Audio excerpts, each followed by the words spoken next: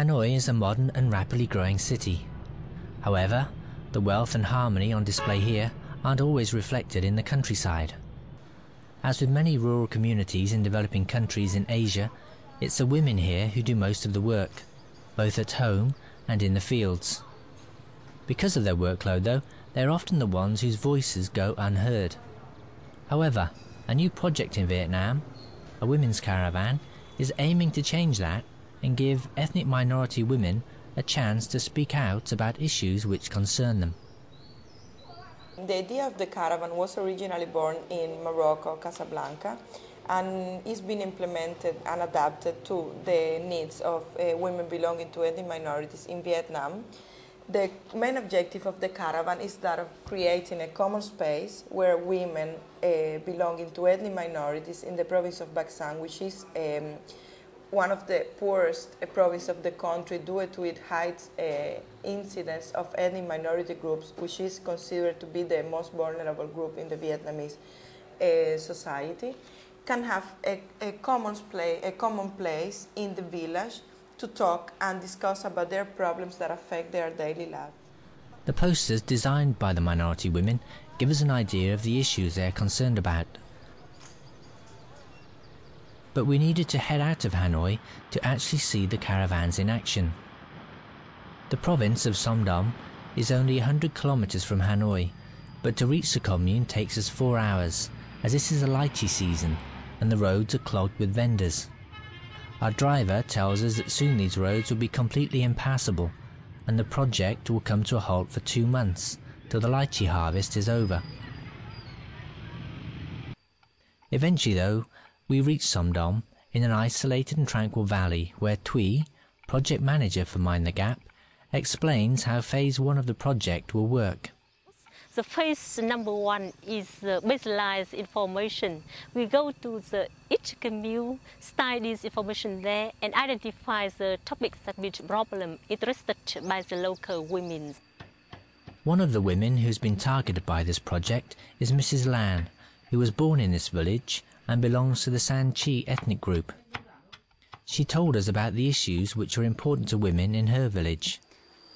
Đối với phụ nữ ở xã An Lạc chúng tôi, cái điều quan trọng nhất là cái việc đầu tiên là cái việc chia sẻ công việc trong gia đình giữa vợ và chồng. Và đặc biệt là cái mong muốn nguyện vọng của chị em là mong sao mình có được những đức ông chồng tạo những cái điều kiện cho mình vừa tham gia công việc gia đình và công việc xã hội cho nó được hài hòa và suôn sẻ hơn. Và nhiều những cái mong muốn của rất nhiều chị em, đại đa số ở cái vùng cao, vùng sâu, vùng xa, đặc biệt như là ở xã An Lạc chúng tôi, thì cái nguyện vọng của chị em là còn rất là thiếu thốn ở cái mặt tình cảm vợ chồng chia sẻ. In order to get their message across to the men, the women have written a play, which they perform to the whole village. Cái vở kịch đấy thì bọn chị dựa cái nội dung thì nghĩa là cái vở kịch đấy thì của chị em nghĩa là dựa cho một cái cốt truyện nào đó, thì chị nghĩa là cứ mỗi một chủ đề là chị em lại chuyển đổi thành, thì nếu mà người nghĩ nhiều là chị Hoan. Thế nhưng mà nếu mà nói về nếu mà để thêm từ bớt đi hoặc thêm vào thì là trong hội các chị thêm để bớt vào, thêm bớt từ nào nên để mà từ nào không nên để, mình góp ý cho nhau bổ sung nó thành một cái tiểu phẩm như hôm nọ vừa diễn.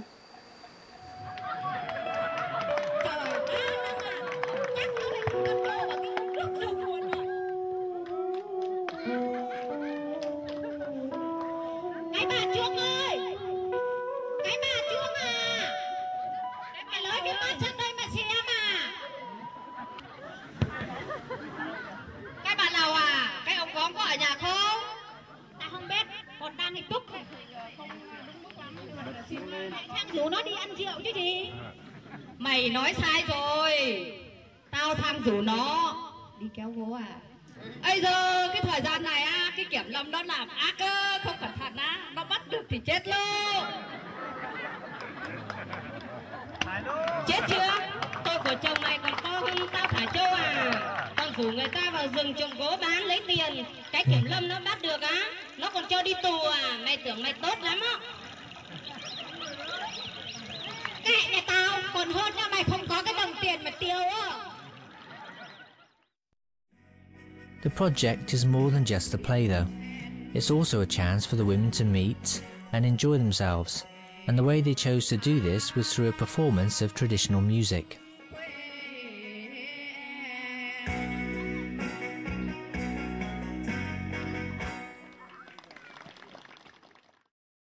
The evening comes to a close with a depiction of domestic violence.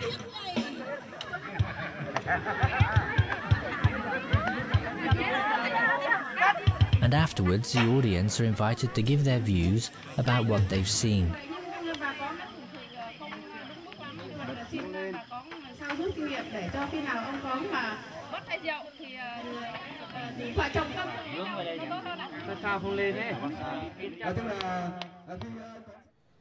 It's late now though, and the local authorities ask us to start our journey back to Hanoi.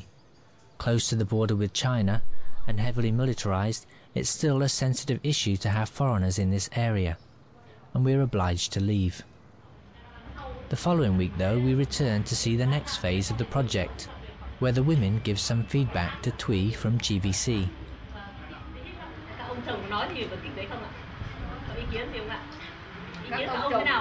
Rất ủng hộ. Công chồng rất ủng hộ. Khen. Có khen không ạ? Khen chứ. Khen chứ. Mày hôm nay lên nhà chồng bà Lào tiếc không được cái vợ diễn. Ôi rồi. Tiếc thế. Chồng bà Lào mà tiếc không thấy mày cái sữa. Ở trên này á còn có nhiều buổi là đi giao lưu ở các xã khác ấy, là cứ từng đôi một, chồng đưa đi, rất tạo điều kiện. Vâng. But from the men we learn that their reaction is mixed. Theo tôi thì cái sự phản ứng của nam giới ở trong xã An Lạc, thứ nhất là như bản thân tôi thì rất là tốt, tạo điều kiện cho vợ rất là tốt để hoạt động cái công việc ấy. Nhưng ngược lại có một số, ví dụ như là anh em đàn ông, nói như anh em mình đàn ông với nhau này, là không hiểu khả năng vợ đi từ sáng đến tối, không được cái việc gì, nên là nhiều người ta không cho vợ người ta tham gia cái việc đấy. Như tôi thì cảm thấy rất là thoải mái, vợ tôi đã hoạt động. Back in the Hanoi office of GVC, logistics manager Diana Saints tells us about the follow-up to the first caravan. And the idea is that this caravan will get bigger and bigger. How to do so? Well, from each caravan, 4 women or 5 will be invited to participate to the second one. All in all, 10 caravans will be organized, and it is expected that at the end, in caravan number 10, the people that have participated from caravan number 1 will also participate in caravan number 10. Not only to give the idea that this caravan is becoming like a movement of women belonging to any minorities, asking for their rights or exchanging their knowledge, but also because these women will get back, when the caravan is finished, they will go back to their villages, and this give the possibility to the villagers to know what the caravan was about and to make this topic more well known. The people in this province of Vietnam, and especially the women, have been isolated from the decision-making process for a long time. It remains to be seen if new ideas and projects like these will have the desired effect in what is still a staunchly male-oriented culture.